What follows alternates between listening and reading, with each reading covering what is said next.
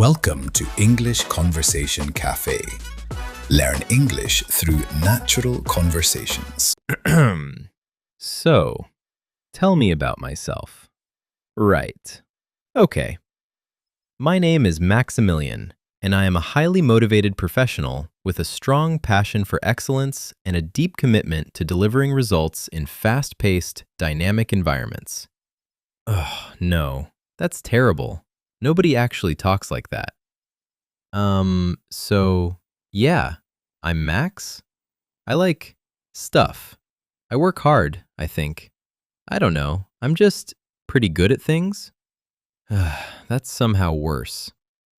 Are you talking to yourself? I was practicing for a hypothetical job interview. You? You get nervous about interviews? I never said nervous. I said practicing. There's a difference. You literally just said, I like stuff. We don't talk about that. This is the most human I have ever seen you. Good, because today's episode is all about exactly this. That moment where your brain just leaves your body the second someone asks you a simple question. It happens to everyone, and we're going to fix it. Welcome to English Conversation Café. I'm Max. And I'm Haley. And today is a good one. We're talking about job interview English. Specifically, the 5 most common interview questions in English and exactly how to answer them. Naturally, confidently, and like a real person, not like a robot reading a script. Which, as you just saw, is something Max is still working on. Still a work in progress. But by the end of this episode, you'll have real expressions, real strategies, and a clear idea of what to say and what not to say in your next English job interview. And we have a little role play coming up later that I am fully prepared for. She is not fully prepared for it. I am not fully prepared for it. But honestly, that's kind of the point. Because learning happens when things get a little messy. Before we get into it, if this kind of content helps you, we'd love it if you hit subscribe and gave this video a like. It really does help us keep making episodes for you. Okay, let's go. Okay, so bad interview stories. We have to start there. Because I genuinely believe every single person on Earth has at least one. Oh, I have one. Yes. Okay, me first. So, picture this. I am 22 years old. It's my first real job interview. The night before, I spent 3 hours in front of my mirror practicing my answers. That's actually smart preparation. Except, when I sat down across from the interviewer and she said, "So, Haley, tell me about yourself," everything just vanished. Complete blank, like someone hit delete on my entire brain. Oh no. I stared at her for what felt like 45 minutes, but was probably like 4 seconds. And then I said, and I promise I am not making this up. Well, I was born in Ohio. I started with my birth state in a job interview for a media company. What did she do? She wrote something down on her notepad, and I do not know what it was, and I will never know, and honestly, that's probably for the best. Okay. Mine is less dramatic, but still bad. I was interviewing for a content writing job, and they asked, "What's your biggest weakness?" And I had read somewhere online, you know those tips that say, turn your weakness into a strength. So I said, completely seriously, my biggest weakness is that I care too much. No. The interviewer just looked at me and said, "Could you give me a real answer?" Brutal. Absolutely brutal. And the funny thing is, I actually had a real weakness I could have talked about. I just panicked and said the most rehearsed, fake thing I could think of. and it backfired completely. And that is the whole thing, right? It's not that people don't know what to say. It's that interviews make you feel like you have to perform some perfect, polished version of yourself. And then nothing sounds real anymore. Exactly. And the irony is, the more rehearsed and perfect you try to sound, the less genuine you come across. So the goal isn't to be perfect. The goal is to be clear, confident, and human. Exactly. So let's start with the question that gets almost everyone. Tell me about yourself. So, tell me about yourself. This is almost always the very first question. And on the surface, it sounds so easy, right? Like, you know yourself. You've been yourself your entire life. You'd think, but I think the problem is it's too open. Like, where do you even start? Do you talk about your job, your personality, your childhood in Ohio? Please, not Ohio. So the best way to approach this is to think of it as a short professional story. 3 parts. Where you started, where you are now, and where you want to go. Oh, like a mini movie trailer. For yourself. Yes, exactly like that. So for example, you might say, I studied communications at university and spent a couple of years working in social media for a small agency. Over time, I developed a real passion for content strategy, and now I'm looking for a role where I can take that experience to the next level. That's so clean. It's short, it tells a story, and it ends pointing forward. And notice, it doesn't cover every single job you've ever had. It's focused, it's confident. It gives the interviewer a clear picture without overwhelming them. What about personal stuff, like hobbies? Only if they're genuinely relevant. If you're applying for a marketing role and you run a personal blog or a social media page, mention it. That's real experience. But if you're going for an accounting job and you love hiking, probably save the hiking for small talk. I'm a forensic accountant and I am very passionate about mountains. Actually, I kind of respect that. It's a conversation starter, I'll give you that. Okay, next one. What are your strengths? Ugh, this one always feels like bragging, doesn't it? Like, who enjoys talking about how great they are? It really does feel that way. But here's the reframe. They're not asking you to brag. They want to know, does this person have self-awareness? Do they know what they bring to the table? So, how do you answer without sounding like you think you're God's gift to the workplace? Right. The key is to be specific, and then to give an example. Don't just say, I'm a hard worker, or I'm a team player. Everyone says that. It's so generic it means nothing. Instead, say something like, one of my strengths is communication. In my last role, I was usually the person who presented our team's work to clients, and I consistently got positive feedback on how clearly I explained things. Oh, so you're not just making a claim, you're backing it up with evidence. Exactly. Show, don't tell. It's the same principle as good writing. That's really useful. Okay, why do you want this job? Because honestly, this one is hard when the real answer is, well, rent exists. Which is a completely valid reason, but probably not the opening line. I have bills. You have a salary. I feel like this could be a beautiful partnership. So this question is really asking 2 things. 1, do you care about us specifically, or are we just any company? And 2, have you actually done your research? So they're testing whether you bothered to, like, look at their website before showing up. Please, yes. At minimum, look at their website. The best answers connect what the company cares about with something you genuinely care about. So for example, I've really admired how your company focuses on sustainable design. That aligns with something I'm personally passionate about, and I'd love the opportunity to be part of that work. So you're connecting their values to yours. It sounds genuine because it is genuine. Exactly. And I'd love the opportunity to. That's a great phrase to remember. It sounds enthusiastic and professional at the same time. Writing that one down. Okay, I feel like I'm actually learning something today. That's the idea. You ready for the role play? I am so not ready. Let's do it. All right, role play time. I am the interviewer.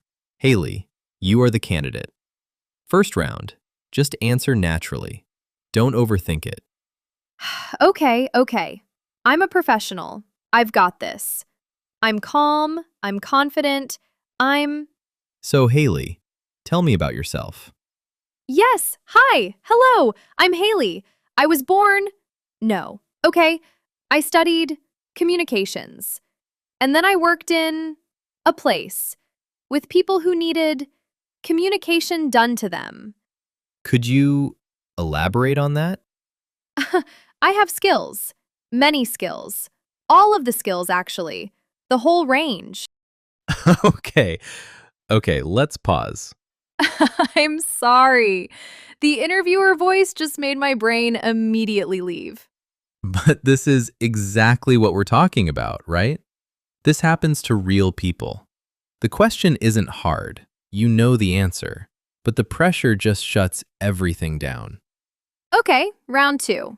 I've actually got this. Tell me about yourself. Sure. So I studied communications at university. That's where I really got into storytelling and content creation. After graduating, I spent about 2 years working in social media for a small agency. I learned a lot about creating content that actually connects with people, not just looks good.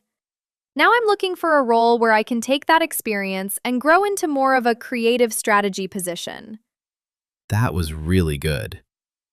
Oh my gosh, I can feel the difference. What changed? I slowed down. That's literally it. I stopped rushing and just talked. That's the whole secret. When people get nervous in interviews, they speed up. Slowing down, even just a little, immediately makes you sound 10 times more confident. Your brain has time to find the words. And I didn't mention Ohio once. Major improvement. Okay, let's keep going. The harder questions are next. All right, the 2 questions that make even fluent, confident English speakers sweat. Number 1, what is your biggest weakness? The most evil question ever invented by humans. It has a truly terrible reputation. But here's why interviewers ask it. They want to see 2 things. Are you honest? And are you self-aware? Because someone who sits there and says, I have no weaknesses, is either lying or has very little self-reflection. Neither of those is good. Right. So you have to be honest, but not too honest. And this is different from the old advice you'll find on the internet. Do not try to disguise a strength as a weakness.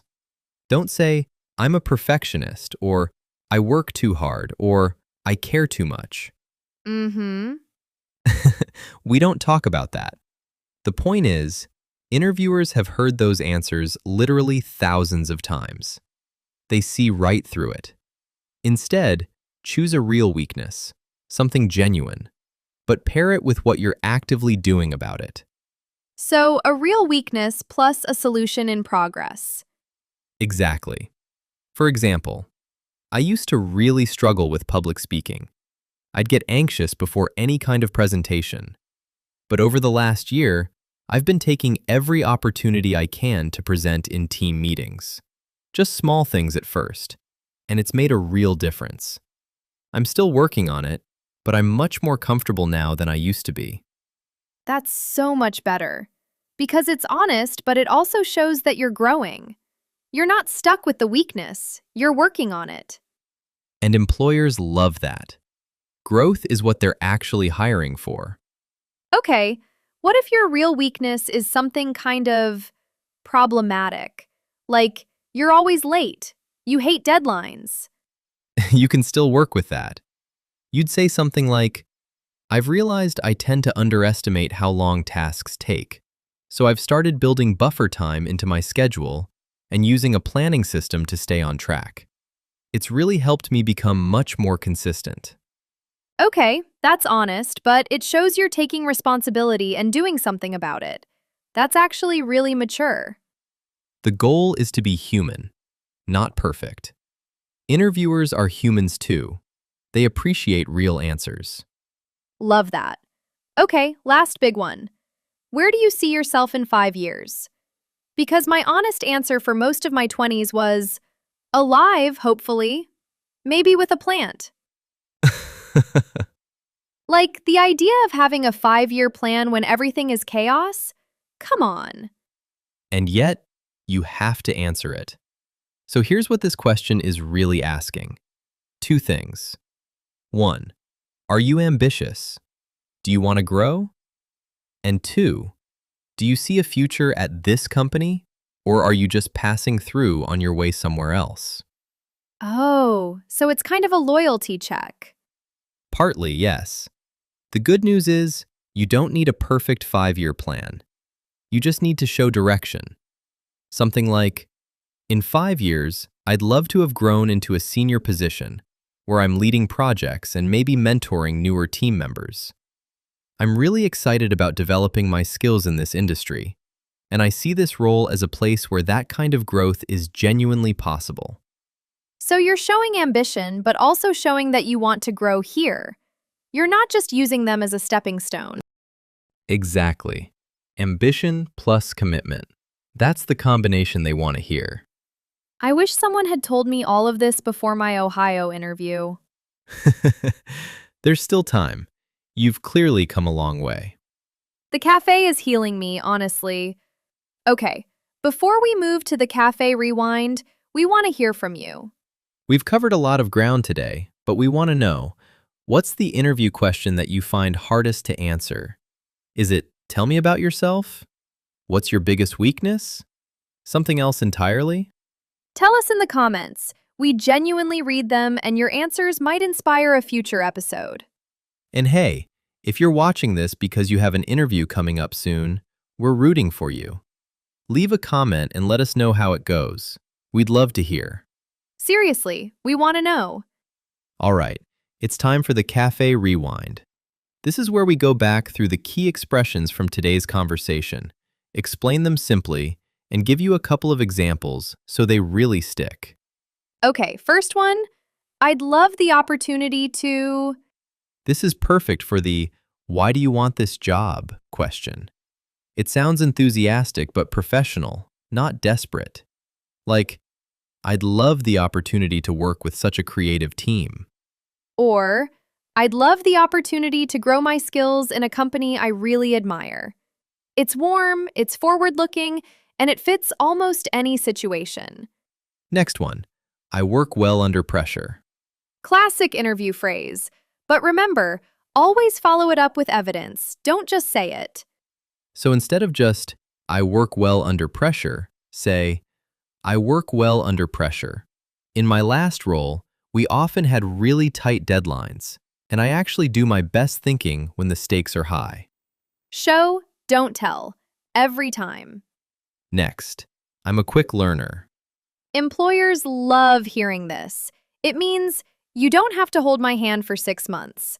But again, back it up. Don't just claim it. Like, I'm a quick learner. When I started my last job, I was using software I'd never seen before, and I was up to speed within the first 2 weeks. Okay, I've always been passionate about... This one's great for, why do you want this job? Or, tell me about yourself. It adds genuine feeling to your answer. Like, I've always been passionate about design, so working for a company that puts creativity first is really exciting to me. Just make sure it's actually true. Don't claim you're passionate about logistics if the word spreadsheet gives you a panic attack. Fair warning. Okay, to be honest, Ooh, I love this one. It's such a natural way to sound real and genuine in an interview. Like, to be honest, this role really excited me the moment I read the job description. it signals sincerity without being overly casual. It's the kind of phrase that makes an interviewer lean in a little. Next, I've been working on.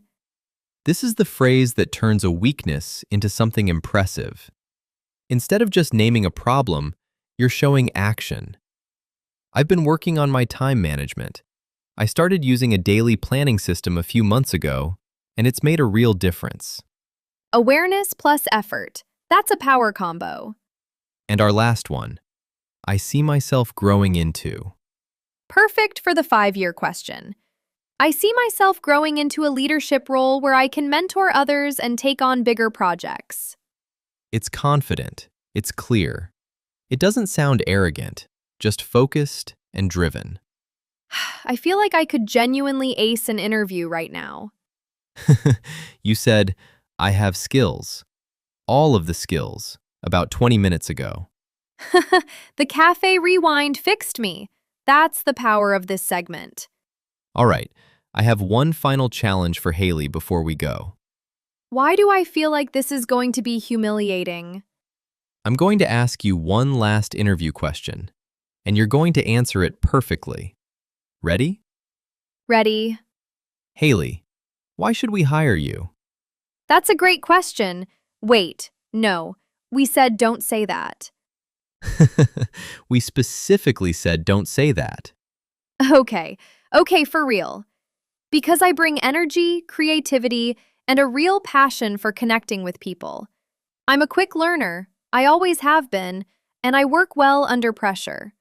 To be honest, I've been looking for a role where I can grow into something meaningful, and I truly believe this is it. I'd love the opportunity to show you what I can bring. I'd hire you. Really? Right now, on the spot. I've grown so much today. I started this episode saying, I have skills, and now I'm actually landing hypothetical jobs. And so have you, watching this. Honestly, job interviews are stressful. They're stressful in any language, and doing them in a second language, that takes real courage. But the more you practice these phrases, the more natural they feel. You stop performing and you start communicating, and that's when the magic happens. It really is. You don't have to be perfect. You just have to be clear, genuine, and prepared. And today, you are more prepared than you were an hour ago. So, thank you, genuinely, for spending this time with us at English Conversation Café. We love making these episodes for you. If this one helped you out, please give it a like. It really does make a difference for us and helps more people find the show. And if you haven't subscribed yet, now is the perfect moment. We put out new episodes every week, all designed to help you speak natural, confident, everyday English.